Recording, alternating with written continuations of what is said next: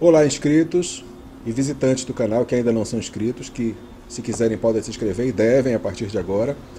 Eu estou voltando aqui mais uma vez para trazer a minha opinião sobre algo que vem acontecendo e que pode ser interessante para você refletir e tirar algumas ideias sobre isso, tirar algumas conclusões sobre isso.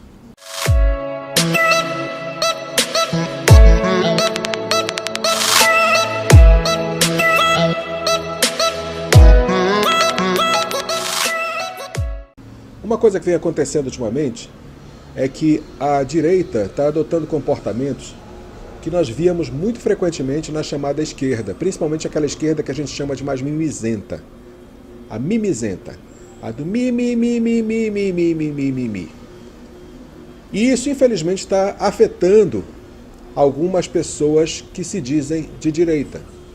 Influenciadores digitais, colunistas jornalísticos e várias outras pessoas que orbitam na direitosfera têm sido contaminadas por esse vírus que nós achávamos que estivesse isolado na ala da esquerda desse nosso manicômio virtual.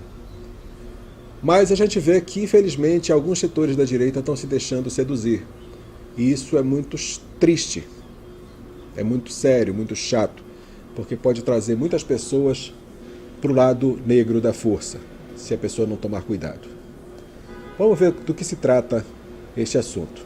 A nova direita, como eu tenho chamado, ou a New Right, se quiser ser um termo um pouco mais globalizado, ela tem se caracterizado por algumas coisas que, sinceramente, eu não vejo realmente como sendo da direita tradicional, convencional, que se costumou conhecer nos tempos do Reagan, Margaret Thatcher, Churchill, grandes nomes da direita que se conhece e se reconhece como direita. Hoje, a direita tem se pautado por um comportamento cada vez menos embasado, uma atitude crítica, filosófica, com um fundamento no que é mais caro para a direita, que é a manutenção dos bons costumes, que é a liberdade individual, que é o princípio fundamental da direita, a liberdade individual do cidadão. Quem se assume como sendo de direita quer que o Estado seja cada vez menor e menos influente na vida do cidadão e que a iniciativa privada, que o cidadão comum, que o cidadão individual, tenha cada vez mais liberdade de empreender, de comentar, de pensar, de viver. A esquerda, por outro lado, bem aos moldes do que se sonhou na cabeça de Marx, Hitler, Lenin, Stalin, Mussolini e por aí vai, e alguns do mundo atual, como Castro, Chaves, Lula, Maduro, que tem pensado exatamente assim: mais Estado, tudo pelo Estado, tudo para o Estado, nada fora do Estado. Essa é a máxima do Mussolini sobre o fascismo, do qual tanto acusam pessoas que são da direita. O triste dessa história é que pessoas que deveriam estar coadunando, que deveriam estar funcionando numa sintonia da direita, estão tendo comportamentos erráticos, comportamentos muito fora do que se espera dessas pessoas. O motivo desse comentário se traz por causa dessa confusão toda em cima do nome do Bibiano, do Carlos Bolsonaro, e que atingiu toda a cúpula do governo, ministros e os filhos do Bolsonaro. E as pessoas se dividiram em torcidas praticamente. Uma torcida pró-Carlos, uma torcida pró-Bebiano, uma torcida pró-PSL, uma torcida pró-comentaristas e jornalistas e por aí vai. Torcidas que às vezes são irracionais, como as torcidas normalmente são, como as torcidas de time de futebol normalmente são. Aquele comportamento de manada que toma posse das pessoas quando passam a fazer parte desse tipo de grupo. Para quem não se lembra, ou para quem não estava ainda acompanhando a vida política do Brasil nos últimos anos, só para refrescar a memória, o que acontece? Esse Bebiano, juntamente com Luciano Bivar e outros nomes, surgiram no primeiro plano dos comentários políticos por causa do partido que o Jair Bolsonaro escolheu para poder se lançar candidato à presidência, o PSL. O Bolsonaro fazia parte de um partido que não era considerado confiável, o PP, um partido que tem nas suas fileiras o Paulo Maluf, imagine só, e isso foi usado como arma contra o Bolsonaro por algum tempo, como é que ele nunca se levantou contra o Maluf, que era do partido dele, coisa que é totalmente incoerente, mas era um partido que não trazia uma confiabilidade para o eleitorado. E o Bolsonaro começou a procurar um partido que pudesse dar base para a candidatura dele, porque infelizmente candidaturas independentes no Brasil não são uma coisa muito viável. E ele tentou alguns partidos, algumas opções. Um deles chegou a mudar de nome por causa dele, se tornou Patriota, porque achava que o Bolsonaro fosse se lançar através dele, mas não deu certo. O partido não deu a liberdade que o Bolsonaro precisava, quis manipular o Bolsonaro como se fosse a sua marionete, e isso, logicamente, que o Jair não aceitou. Ele queria ter liberdade de poder fazer o governo como ele achava que fosse o jeito certo de fazer um governo, e não foi para frente essa candidatura pelo Patriota, e ele acabou encontrando o PSL, que deu espaço para poder crescer, para ele poder fazer uma candidatura do jeito como ele queria. Mas cá entre nós, eu nunca fui fã do PSL. A começar pelo nome dele, Partido Social Liberal. Que negócio é esse de social? Social, socialista, isso não tem nada a ver, isso não tem nenhum tipo de identidade conosco. Tudo bem, já disseram que o nome vai ser mudado depois, espero que sim. Mas a partir daí eu já comecei a não gostar muito desse partido em si, dessa aliança feita. Mas foi o caminho que se escolheu, foi o caminho que levou até a presidência e não se vai criticar nesse ponto por esse caminho escolhido. Mas esse partido já trazia alguns expoentes que não eram também confiáveis. Entre eles, o próprio presidente do partido na época, esse tal Bebiano, esse tal Luciano Bivar também, que era presidente de algumas sedes regionais, de alguns setores do partido, e não são pessoas nem de perto parecidas com o que a gente espera para o nosso país. Não se parecem com Bolsonaro e alguns expoentes que ele chamou para o seu lado, como Paulo Guedes, Sérgio Moro e outros nomes que a gente sabe que pode confiar, que nunca trouxeram motivo de desconfiança. Não é o caso dessas estrelas do PSL que vieram de carona.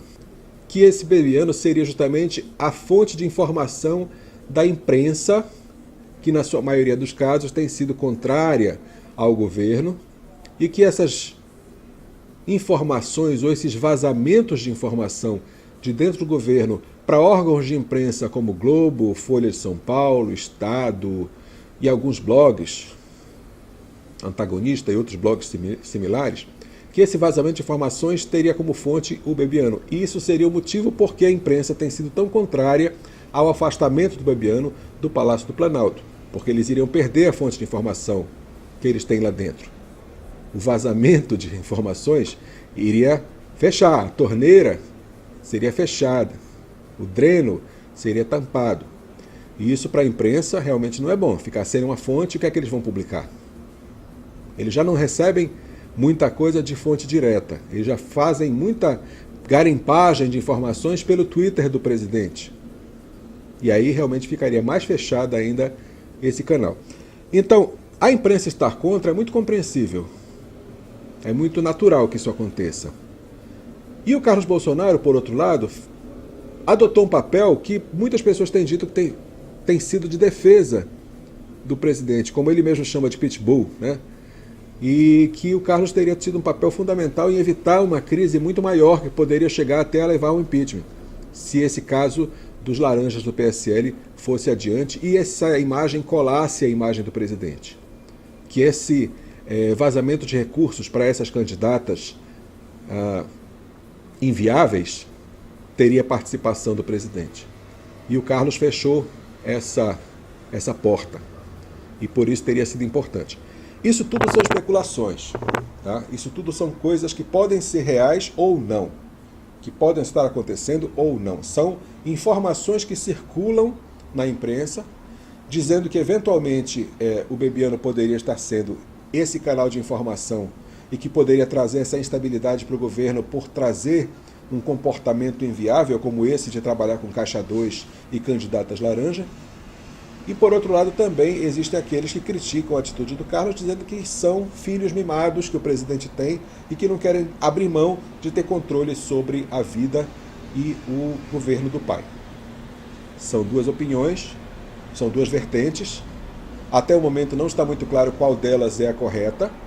Eu, sinceramente, ainda pendo muito mais em crer que a atitude do Carlos foi importante e muito mais em sentido de não confiar nos PSListas, até porque algumas atitudes têm levado a crer isso, como aquela viagem deles para a China e outras mais. Então eu acho que isso daí são coisas que a gente tem que levar em consideração. A gente precisa entender que nem todas as coisas são aquilo que a imprensa publica. Aliás, bem poucas coisas são aquilo que a imprensa publica.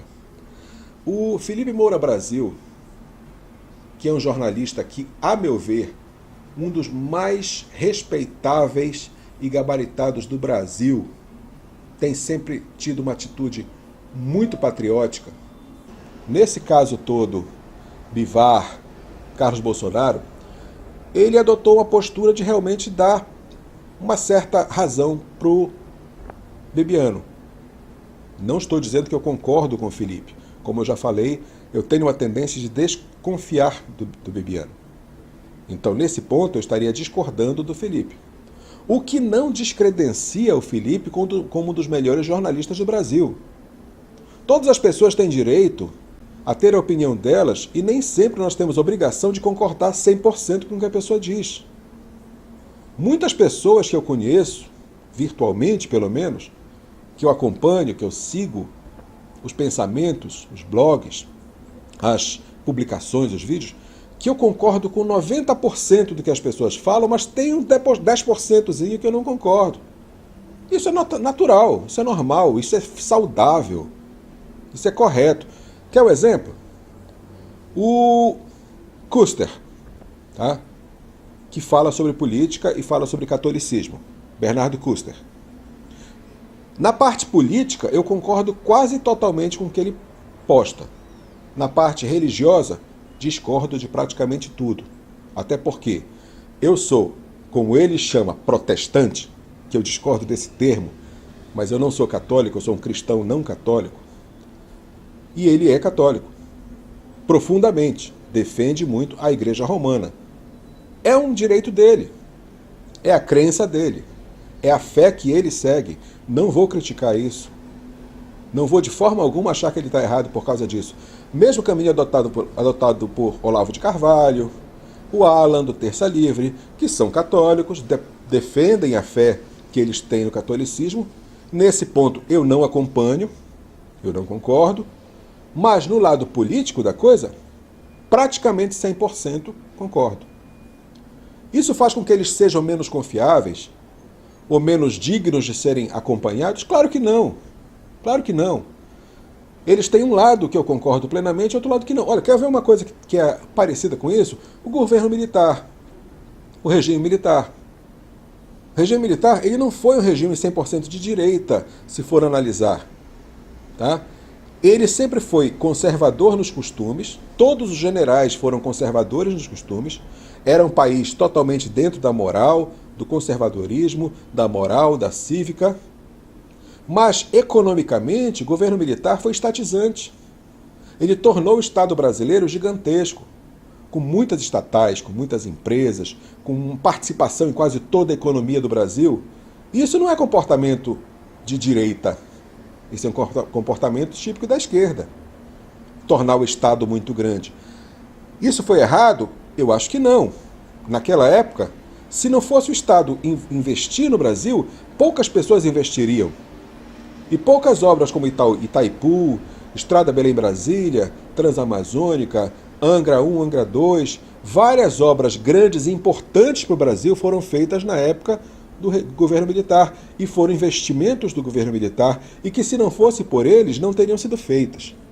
Então, foi errado o governo militar fazer aquilo? Não, não foi errado. Mas isso foi atitude da direita? Não. Foi uma atitude típica de governos populares, esquerdistas, governos com uma visão mais socializante da coisa. Nem por isso invalida a importância dos governos militares. Eu estou falando isso para você interpretar que nem sempre a gente precisa se concordar 100% com a coisa, para a coisa poder estar certa. Algumas coisas você pode concordar, na maior parte tem uma pontinha que você discorda, aquela música do Safadão, né? 99%, mas 1% não é. E nem por isso vai estar errado, nem por isso você vai descredenciar, você vai descreditar, você vai deixar de admirar até a postura. Eu não vou deixar de admirar o Felipe Moura Brasil, nem o Alan dos Santos, nem o Bernardo Custer, nem o Olavo de Carvalho, nenhuma dessas pessoas, porque eles têm pontos onde eu discordo. Isso é natural, isso é benéfico, isso é saudável, isso é intelectualmente saudável. Aconteceu uma coisa comigo esta semana agora, que vai justamente na linha contrária disso que eu estou falando, que é uma coisa que é muito chata, é muito incoerente, para dizer o mínimo. Por causa desse vídeo que a Daniela Mercury junto com o Caetano Veloso lançaram, falando do carnaval, toda essa celeuma que está sendo criada, porque o governo tomou uma atitude que para mim é corretíssima, que eu acho que já deveria existir há muito tempo, o governo deixar de patrocinar coisas que nós não temos participação às vezes, mas isso é assunto para outro vídeo. Mas por causa do carnaval, que ninguém proibiu, mas o governo já disse que não iria financiar, aí houve toda essa grita geral dos artistas e das emissoras que têm interesse econômico nisso, e fizeram esse tal desse vídeo que foi para o YouTube. E o que aconteceu?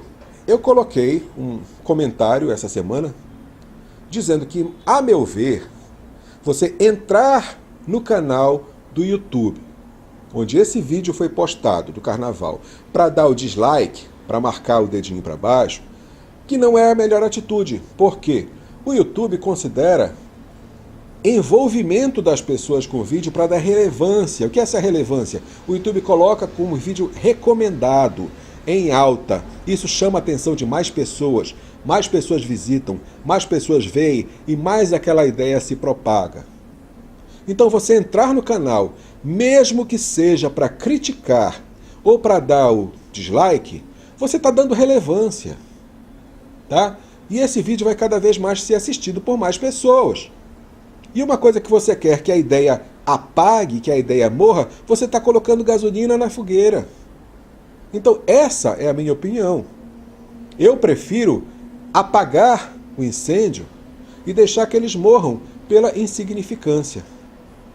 Por mais que eu queira expressar minha opinião dizendo que eu não gostei.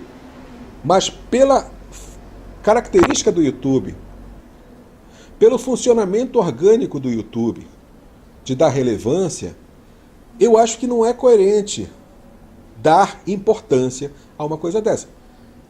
Isso é uma coisa que é minha opinião, que eu tenho direito a ela. Se você pensa diferente, você tem direito à sua opinião. Você acha, não, eu tenho que ir lá e discordar e criticar, tudo bem, é a sua opinião. Continue com ela, vai em frente, te dou maior força para isso. Faça o que a sua mente te direciona a fazer. O que o seu conhecimento, sua crítica, a sua postura pessoal te direciona a fazer. Você é livre como eu sou livre. E na minha liberdade, eu não achei coerente esse comportamento por dar relevância. Diferença de opinião é uma coisa natural. Uma pessoa que está nesse universo também dos blogs e vlogs e canais de YouTube e Twitter e universo virtual, discordou de mim, o que é natural. Se essa discordância viesse de forma respeitosa, ordeira, pacífica, eu também aceito tranquilamente. Não vou ter ataque de pelanca, nem histeria, e nem vou sair dando cusparadas virtuais em quem falar alguma coisa de algo que eu disse. Já houve vídeos meus postados no passado, se você for olhar os comentários, que eu não apago comentários, estão lá, pessoas criticando, achando que não é isso e tal, e eu sempre respondi com educação, reafirmando a minha postura. E nunca saiu desse nível, e nunca vai passar. Mas essa pessoa veio com agressões verbais, com baixaria, com palavrões, as tais cusparadas virtuais, e ficou uma coisa muito chata. Eu continuei refutando, sempre com o nível que eu costumo fazer, e a pessoa refutando de um nível totalmente incompreensível. E é uma pessoa que está há muito tempo nesse meio. Acho que foi um dos primeiros, inclusive. E que eu tinha uma certa consideração pela sua inteligência e coerência, e de repente a pessoa desconstruiu a imagem dela em um simples momento, em uma simples atitude. E eu, quando falei para ele, disse, olha, não era isso que eu esperava de você, eu te considerava outro tipo de pessoa. Ele disse, bom, não importa o que você pensa de mim. Então tá, se ele não se importa o que as pessoas pensem dele, é problema dele. Eu acho que a nossa reputação tem uma certa importância sim, mas isso não vem ao caso, não é isso que eu estou discutindo aqui. Mas é só para mostrar que uma pessoa que foi reputada como esquerda, como direita, tem esse tipo de comportamento, inclusive demonstrando um analfabetismo funcional, de não saber interpretar um texto, porque num determinado momento eu falei, olha, a tua atitude está parecendo com a dos esquerdistas. E depois, quando ele veio me responder, ele disse, me chamou de esquerdista. Gente, pera lá, para. Pensa um pouquinho aí. Eu dizer, você parece alguma coisa, tá? Uma pessoa que tem um nariz grande. Eu dizer, você parece um tucano. Isso significa dizer que eu chamei a pessoa de tucano? Não.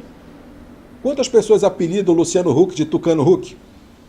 E alguém já viu, por acaso, ele bater as asas e sair voando? Claro que não. Isso é uma desonestidade intelectual sem tamanho. Eu nunca chamei a esta pessoa nem ninguém de algo que não seja. Assim, pelo menos conscientemente. Agora dizer, o teu comportamento está parecendo, o comportamento está aparecendo. Então, essa desonestidade intelectual, esse comportamento, ele é assim, danoso ao extremo. Está acontecendo parecido agora com o filme do Marighella, tá? Que o nosso ex-Capitão Nascimento, ex-Pablo Escobar, Wagner Moura, vai lançar.